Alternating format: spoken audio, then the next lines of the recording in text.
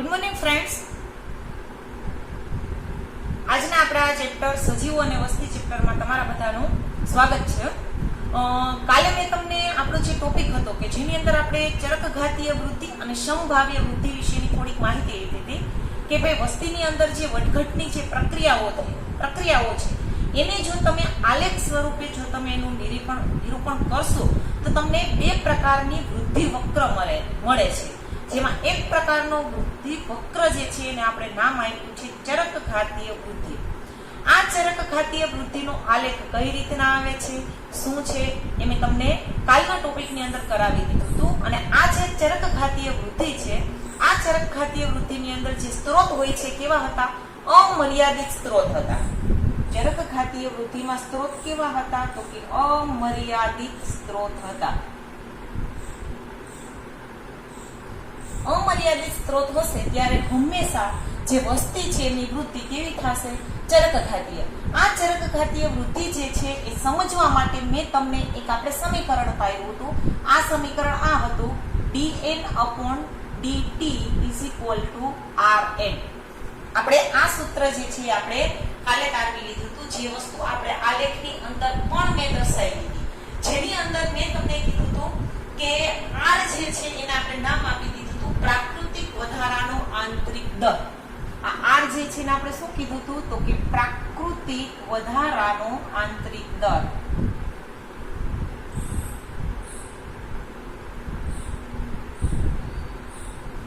આ n જે છે એ વસ્તી ગીચતા હતી અને t જે છે એ આપણે સમય બતાવે છે.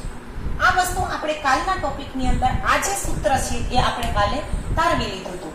અને આ સૂત્ર ઉપરથી આપણે એ ખબર પડી ગઈ હતી કે કોઈ પણ વસ્તી જે છે એની અંદર જો સ્ત્રોત મર્યાદિત હશે તો આ રીતના ચરકઘાતીય વૃદ્ધિ જે છે જોવા મળે છે. હવે આ ચરકઘાતીય વૃદ્ધિનો એક વસ્તુ તો આપણે આ આલેખ તારવો છે.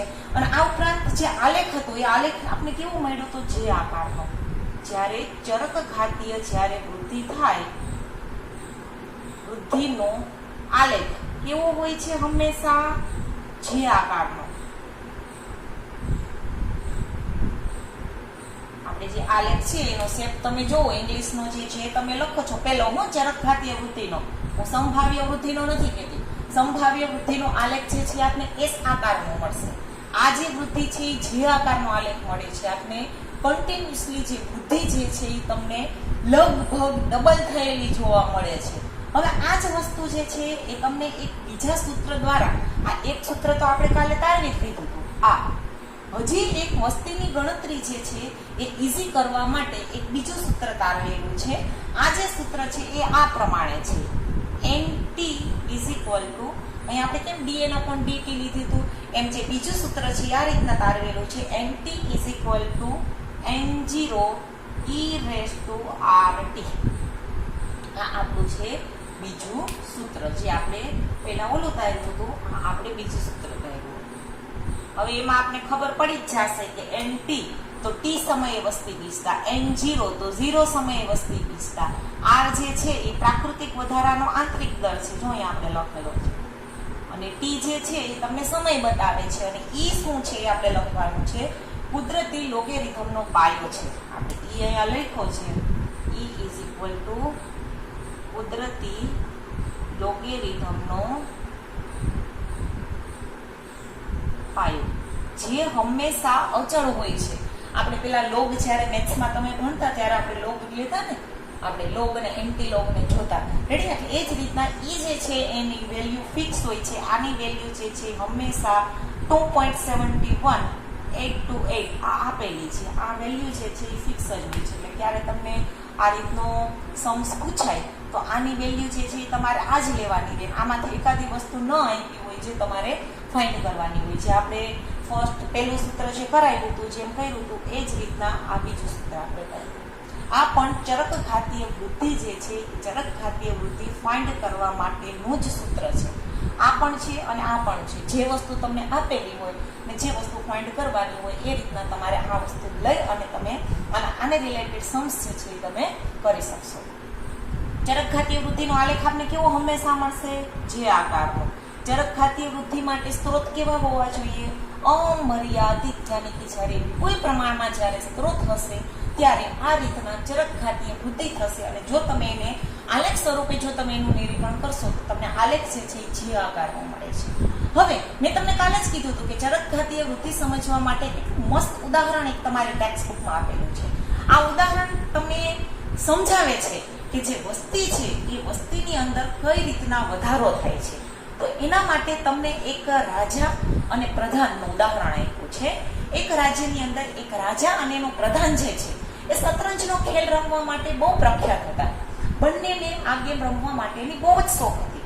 જો અહીંયા રાજા અને પ્રધાન છે એટલે અહીંયા આપણે વ્યક્તિગત સજીવની વાત કરી છે. અહીંયા આપણે જે વાત છે એ વાત કેની છે? આખી વસ્તીની વાત છે. એટલે એ વસ્તુ તમારા મગજમાં ખાસ રાખજો. એટલે એક રાજા અને પ્રધાન જે છે એ બંને શતરંજના શોખીન હતા. એક દિવસ બંને રમતા હતા શતરંજ. તો શતરંજની અંદર આપને ખબર છે સ્ક્વેર સ્ક્વેર ઓલા ચોખ્ઠા આવતા હોય છે. એ બંને ગેમ રમતા હતા. અને રાજા પોતાની જાતને હોશિયાર માનતો હતો કે નહીં, હું શતરંજનો જે ખેલ ખેલો છે એની અંદર હું જ જીતીશ. અને પ્રધાનને પણ મગજમાં નક્કી કર્યું હતું કે હું જ જીતી રહીશ, છેલ્લે તો જીત મારી જ થશે. કારણ કે બંને એ શતરંજની જે ગેમ છે એની અંદર હોશિયાર હતા. એક જે છે ટેલેન્ટથી કામ કરતો હતો અને એક જે છે એની પાસે ટેકનોલોજી હતી એની રીતના કામ કરતો હતો. બંને ગેમ રમવાની શરૂઆત કરી. રાજાના મગજમાં શું હતું કે નહીં ભાઈ, હું શતરંજની જે ગેમ છે હું જીતી જ જવાનો છું. અને પ્રધાને નક્કી કર્યું હતું કે હું રાજાને ગમે એમ કરીને હરાવીને જ રહીશ. બંને ગેમ ચાલુ કરી. ગેમ ચાલુ કરી ત્યારે પ્રધાને શું શરત મૂકી તમને ખબર હોય તો કોઈ વ્યક્તિને પૂછી લેજો કે શતરંજ જે હોય છે એની અંદર 64 ચોરસ ખાના હોય છે. કેટલા હોય છે? 64.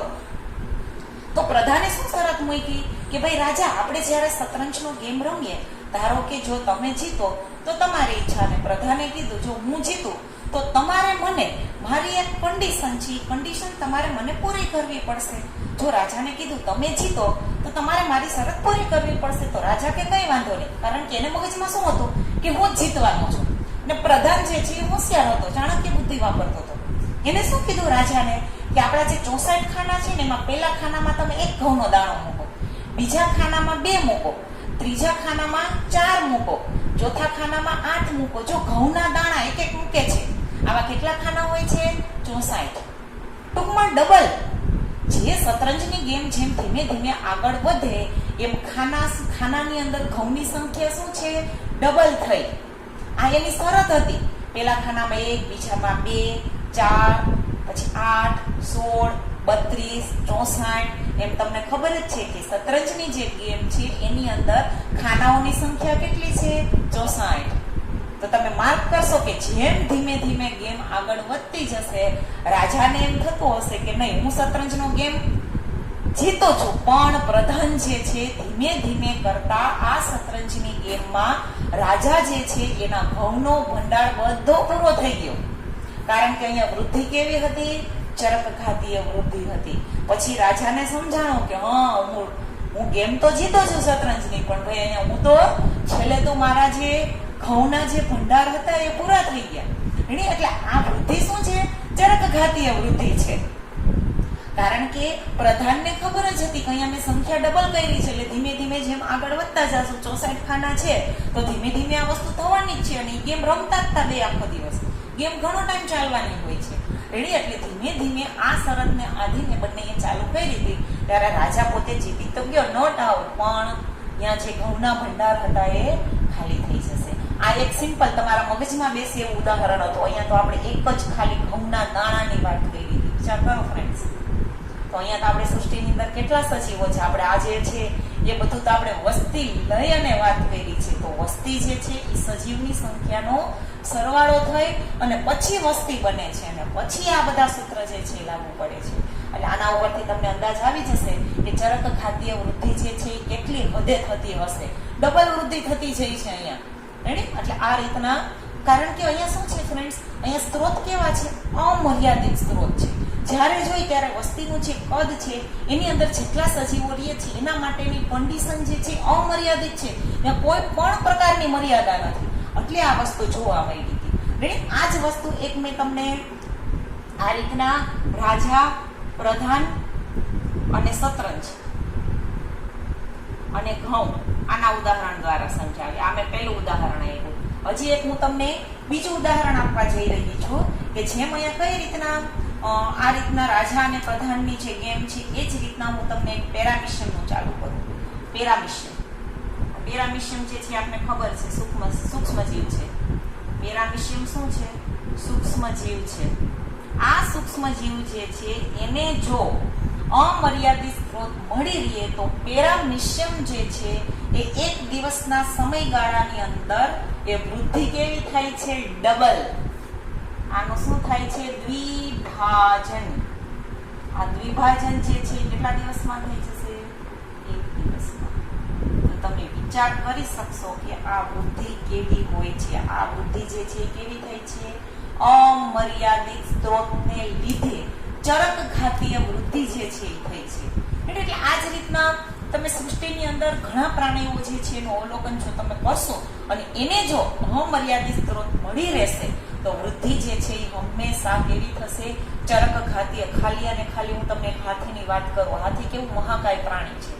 આ હાથીને જો પોતે જે જગ્યાએ વસવાટ કરે છે, ધારો કે જંગલમાં વસવાટ કરે છે, અને એને જો સ્ત્રોત બધા જે છે અમર્યાદિત મળી, કોઈ પણ પ્રકારની સ્પર્ધા ન હોય, બધું જે છે જ્યારે માગે ત્યારે એને મળી રહેતું હોય, આ સ્ત્રોત કેવા કહેવાય? અમર્યાદિત. તો હાથીની સંખ્યા જે છે એનો વધારો પણ આ રીતના ચરકઘાતીય રીતના થશે.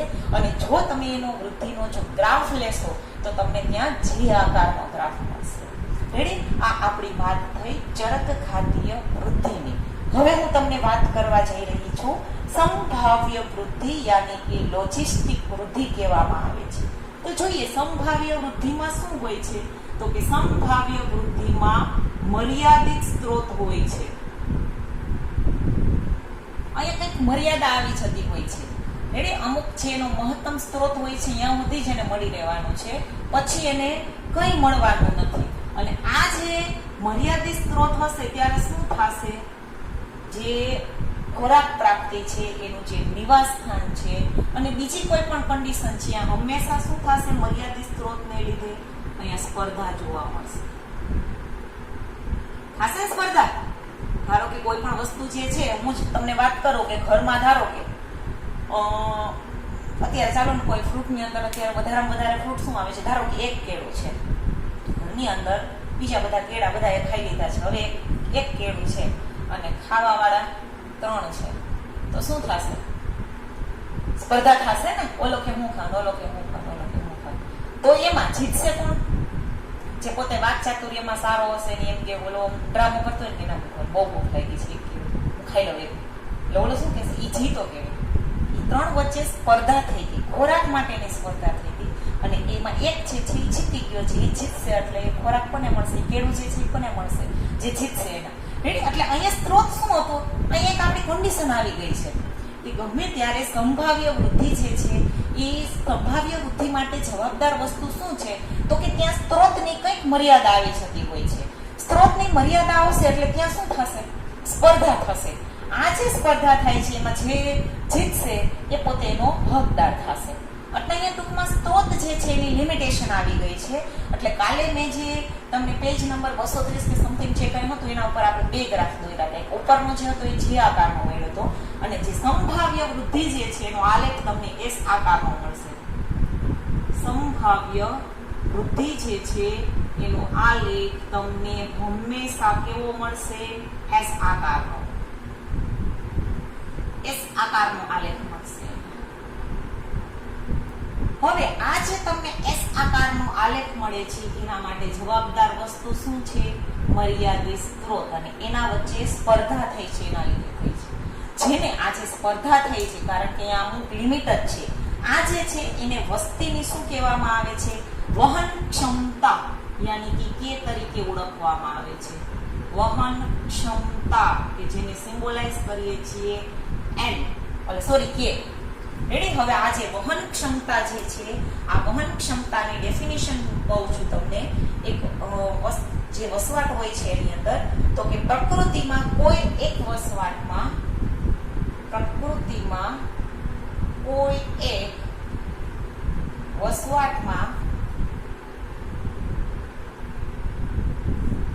શક્ય તેટલી સંખ્યાને આધારે મહત્તમ સંખ્યાને આધારે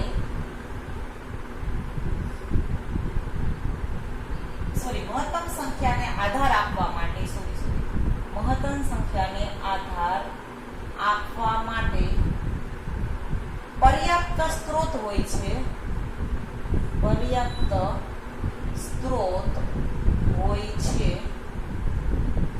તેથી વધીને આગળ વૃદ્ધિ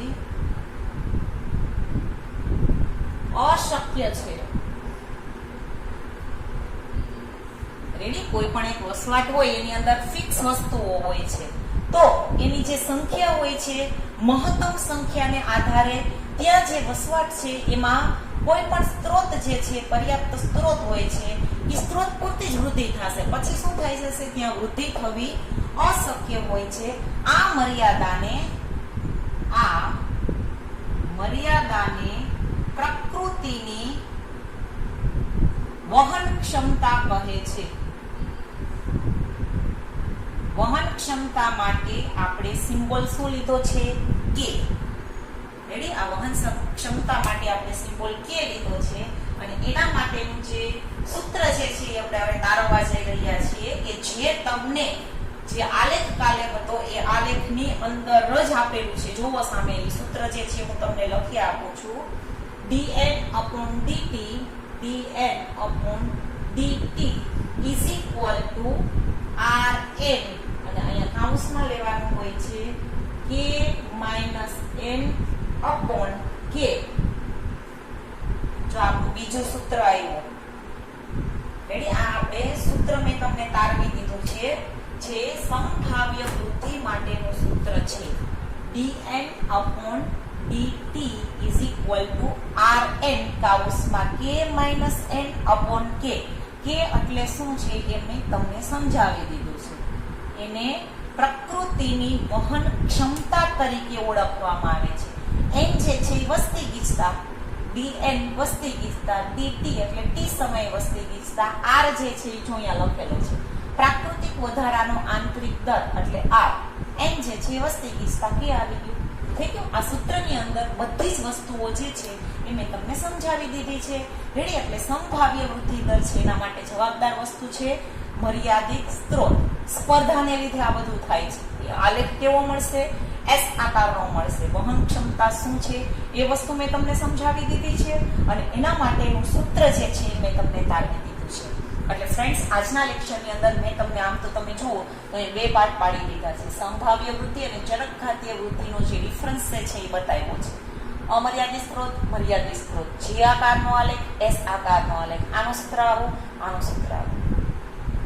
એટલે મેં કમ્પેરિઝન કરી અને આખી વસ્તુ આપ્યું છે. ગ્રાફ તો જે છે એ મેં કાલે ડ્રો કર્યો હતો અને તમારી જે ટેક્સ્ટ બુક છે એની અંદર પણ પેજ નંબર 230 ઉપર સમથિંગ આપેલો છે. રેડી? એટલે એટલા માટે આજે મેં ટાઈમ બગાડ્યો નથી. એટલે આજે મેં છે આ વસ્તુ તમને આજે કમ્પ્લીટલી બંનેના ડિફરન્સની રીતના આ વસ્તુ તમને સમજાવી છે. જો તમારે વધારે સારી રીતના સમજવા માટે ટેક્સ્ટ બુકની અંદર તમને આ બધી જ વસ્તુ જે છે પેરેગ્રાફમાં આપી છે અને મેં આ વસ્તુ જે છે તમને અલગ અલગ કરીને બતાવી છે. તો આનો તમે સ્ક્રીનશોટ જે છે એ ટેક્સ્ટ બુકમાં જ્યારે રીડ કરો ત્યારે આને તમે સાઈડમાં રાખજો કે જેથી કરીને તમને સમજવામાં આ વસ્તુ ઇઝી રહે. બાકી તમારે ટેક્સ્ટ બુકમાં બધો આપેલું છે. રેડી? આજનો લેક્ચર હું અહીંયા ઓવર કરું છું. Thank you.